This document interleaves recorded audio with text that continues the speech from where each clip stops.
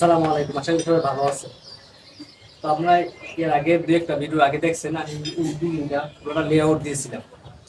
তো লেআউট দেওয়ার উদ্দেশ্য হলো মালিক যাতে বুঝে কোন রুমটা কতটুকু সাইজ হবে, কোন টয়লেটটা কোন জায়গায় পড়বে, রুমের দরজা কোথায় হবে, এভরিথিং বোঝানোর জন্য একটা লেআউট দিয়েছিলাম।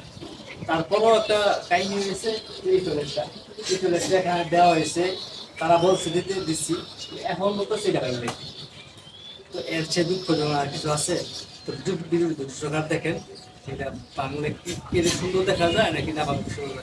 এর আগে আমি বলছি এই রুমের ভিতরে ওই ওই পাশে একটা বলে রুমের মাঝখানে দিচ্ছে, এইটা রুমের মাঝখানে দিচ্ছে। আমি আগেই না করছিলাম যে এখানে রুমের মাঝখানে টয়লেট দেওয়ার দরকার নেই, এত টয়লেট দেওয়ার দরকার নেই। তারপর পাঁচ সময় নাই রুমের ভিতরে। তো আপনাদের সাথে ওয়ালটা ভাঙতে ভাঙতে কিছু কথা শেয়ার করি, যে কথাগুলো না বললেই নয়। তো একটা জিনিস কি, আপনারা যখন নাকি বিল্ডিং করবেন, বিল্ডিং করার সময় আপনারা একটা জিনিস অবশ্যই খেয়াল রাখবেন, কীভাবে করবেন যেটা অবশ্যই করবেন। আর রুমের দরজাগুলো কোন জায়গায় দিবেন, হ্যাঁ, রুমের দরজাগুলোর সাইজ কী হবে এবং জানালাগুলো কোথায় হবে, কী সাইজ হবে, হ্যাঁ, টয়লেট কোথায় হবে, কীভাবে হবে, এই জিনিসগুলো আপনারা অবশ্যই আগে থেকেই চিন্তা ফিকিরে রাখবেন। এতে করে কী হবে, যে দেখেন ওয়ালটা ভাঙতেছি, ওয়ালটা ভাঙতে গেলে এই যে আমার যে পরিশ্রম হইতেছে, সময় নষ্ট হইতেছে, হ্যাঁ, এটা কিন্তু আমার লস। যে মালিক আছে, যে মালিকের এই ওয়ালগুলো ভাঙা হইতেছে, হ্যাঁ, তারও কিন্তু লস হইতেছে। এমন না যে উনিও লাভবান, ভাঙ্গা নিল এটা শেষ। একে দেখেন এই সিমেন্ট এর বালিগিরি কি পরিমাণ নষ্ট হইতেছে, এটা তো আর কাজে লাগার সম্ভব না,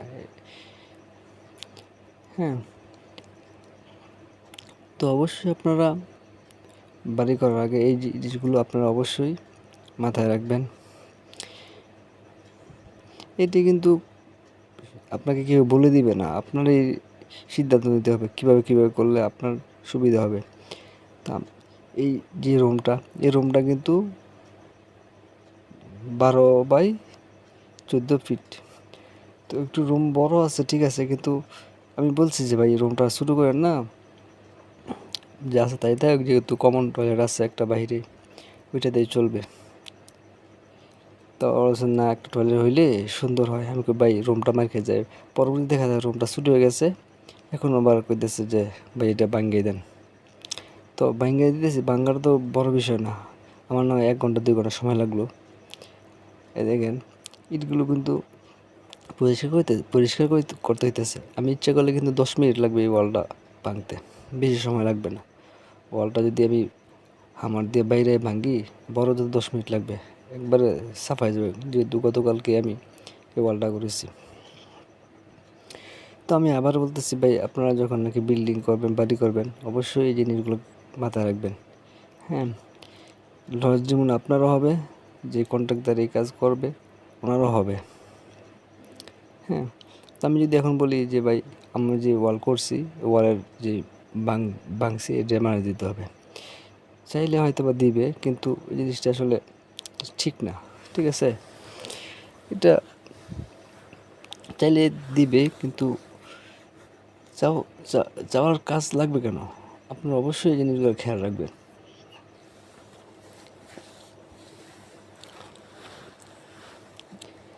আরেকটা কথা বলে নেই, যারা নাকি অবশ্যই বাড়ি করবেন, ভালো দক্ষ লোক দিয়ে কাজ করাবেন। আমি প্রত্যেকটা ভিডিওর মধ্যে এই কথাটা বলি, হ্যাঁ। আমার কথা হলো ভাই, আমি যে লেআউট দিয়েছি বাড়িটা, যে ছোটো বিল্ডিং, আমি জানি যে লেআউট দিলে মালিক বুঝে শুনে আরও সুন্দরভাবে চিন্তা ফিকির করে কাজটা সঠিকভাবে আদায় করতে পারবে।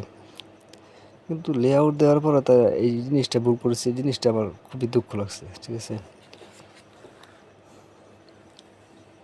তো জানি না ভিডিও দেখে কে কতটুকু উপকৃত হয়েছেন। ভিডিও দেখে ভালো লাগলে অবশ্যই লাইক করে দিন, আর ভালো না লাগলে ডিসলাইক করে দিন। আর যদি ভিডিওতে কিছু শিখে থাকেন অবশ্যই চ্যানেলটি সাবস্ক্রাইব করে পাশে থাকেন, হ্যাঁ। কী বলবো, আজকে ভিডিওটা খুবই খারাপ লাগতেছে, হ্যাঁ। দেখেন বাইরে দিলে কিন্তু পড়ে যায়, যেহেতু গতকালকে করেছি। তো ভালো থাকবেন, সুস্থ থাকবেন, সবাই সবার জন্য দোয়া করবেন।